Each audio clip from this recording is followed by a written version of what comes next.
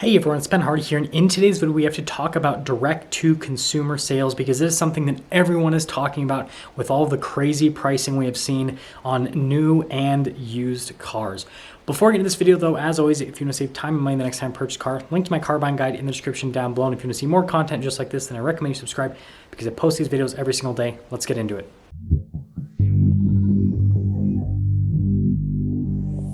First off, let's describe what direct-to-consumer sales actually is. This is where a manufacturer sells directly to customers with no third parties involved. And the example that everyone gives is obviously Tesla, because that's how it works with Tesla. You don't go into a Tesla dealership to buy a Tesla from a Tesla salesman. You go into Tesla's website and you order your car directly from them. Now, yes, they have service centers and they have showrooms so you can look at the product, but it's definitely not a standard dealership process because, well, again, you're just ordering the car directly from them online. And there's obviously a lot of benefits with this. So first off, this actually streamlines production for the manufacturer because there's no third party involved. And so Tesla knows exactly how many cars they should build and what they should build because they're getting the orders directly sent to them from the customers. So that's the first key benefit. The next thing is with pricing. So with Tesla's pricing, it does fluctuate based on supply, demand, and cost of materials, but you're not going to see any sort of price markups or markdowns on Tesla. You're just going to pay whatever MSRP is on the car. And so there's a lot more pricing transparency with direct-to-consumer sales. And so this is obviously why consumers want other manufacturers to go to direct-to-consumer sales, because when you have a third party involved, then what that means is there's going to be a disconnect between the manufacturer and the consumer in terms of what vehicles they should actually build and then what those vehicles should actually be priced at, because, well, the manufacturer does set a price on the vehicles, but it's ultimately the dealership that decides what they want to sell that vehicle for. Now that I've explained what direct-to-consumer sales are and some of the benefits, let's actually dive into some of the downsides, because there are downsides. I see three main downsides to direct-to-consumer sales. The first one is the fact that a lot of people would lose their jobs if we went towards this business model, because you'd have a lot of dealership employees that would no longer be needed. And I'm sure a lot of you are going to be cheering because you're going to be like, yep, those scummy car salesmen, they don't deserve to make a living. Well, they also happen to contribute their income towards the tax system. And so you would see some repercussions both at a local level and at a federal level, because you'd have a lot of people that would be unemployed. And this actually would not bring down car pricing, because if you look at Tesla, their vehicles are as expensive and sometimes more expensive compared to their competition, and they don't have to pay any of the dealership staff.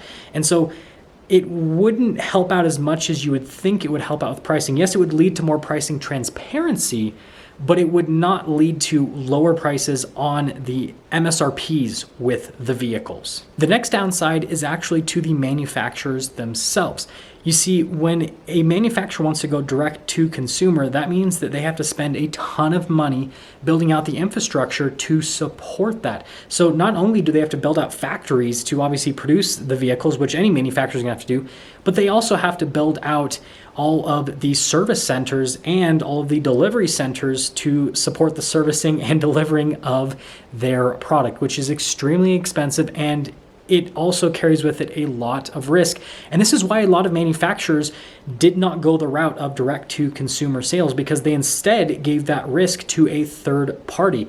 So with manufacturers that don't do direct-to-consumer sales, they actually are guaranteed car sales versus, manufacturers like Tesla that do direct-to-consumer sales, because with selling to a dealership, a manufacturer is guaranteed that, well, the dealers will always buy their cars no matter what. Now, the dealers are the ones that are going to take on the risk of whether or not that car actually sells to a consumer. And then again, on the servicing side of things, the manufacturer doesn't have to worry about that. They're guaranteed that that dealership is going to purchase the necessary parts to service their vehicles. They don't have to really deal with the ups and downs of people deciding to service their vehicles or not. And so the big thing you need to know at this point is that doing direct-to-consumer sales means that a manufacturer has to invest a massive amount of capital when it comes to infrastructure, and they have to take on a lot more risk associated with selling the product rather than just being able to sell it to a party that's guaranteed to buy it no matter what's happening.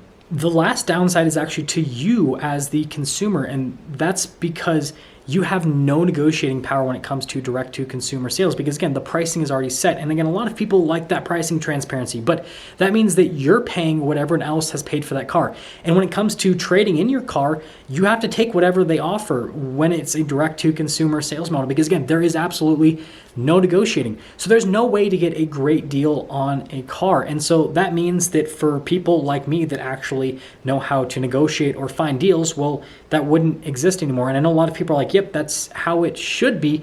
But at the same time, there's a lot of people that like the fact that, well, just because they are educated when it comes to negotiating and also when it comes to the market on a car means that they can get a better deal than other people, which means that they can spend less money on a car, which then in turn means that when they go to sell that car, they're going to lose less money compared to everyone else. And so with direct to consumer sales, everyone ultimately will end up losing the same amount of money. You've got no negotiating power. And I definitely, I can see that as a positive, but I can also see that as a big downside.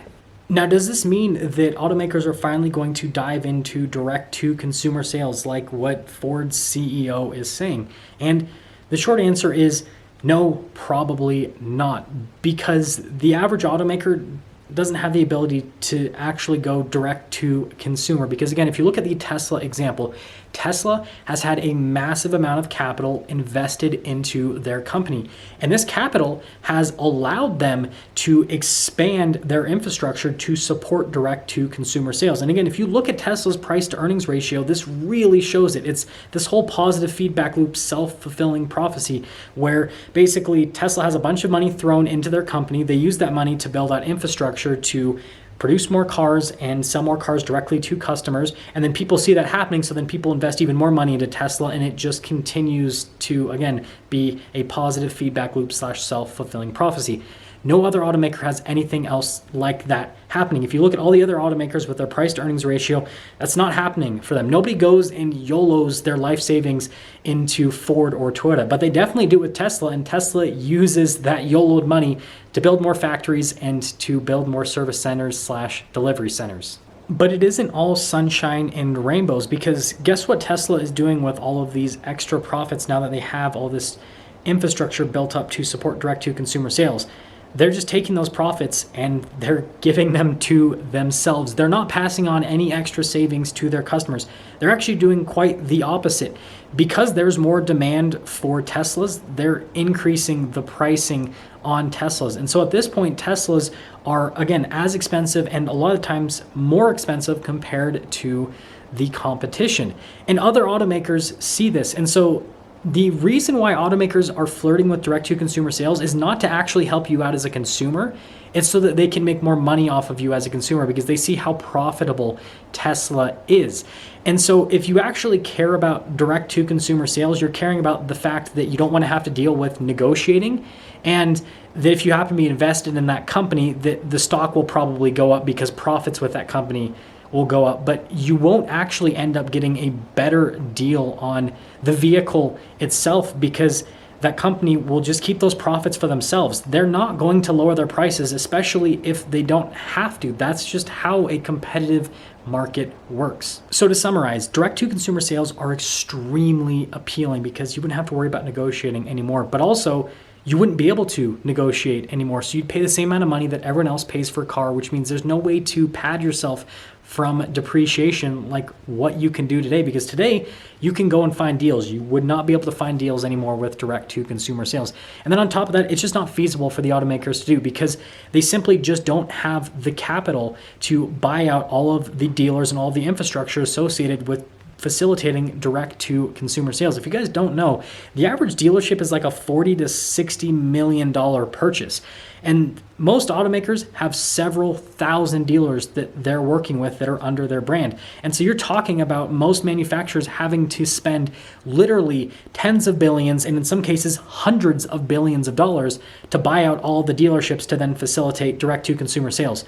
That's not going to, no automaker has that money. Tesla might have that money because, again, of all the YOLO investments in their company, but nobody else has that kind of capital to spend. So we'll continue to see automakers like Ford going to the media and saying that they're going direct to consumer, that they're getting rid of these dealer markups. And we'll continue to see these automakers experiment with these not direct to consumer sales methods that are trying to get closer, like Ford, for example, that basically got rid of all of the markup from invoice to MSRP on their cars to push dealers to take care of their customers from a pricing perspective if dealers want to get paid. And we'll see how that works, because so far it's pushed Ford dealers to mark up their vehicles even more to make up for those lost profits, or manufacturers like, Land Rover or Volvo, where they give dealers different regions that they can sell in and they can't sell outside of those regions, to make it so that those dealers are more direct to consumer hubs rather than dealerships that can compete with each other, which also ends up raising prices because those dealerships no longer have competition, so they don't have to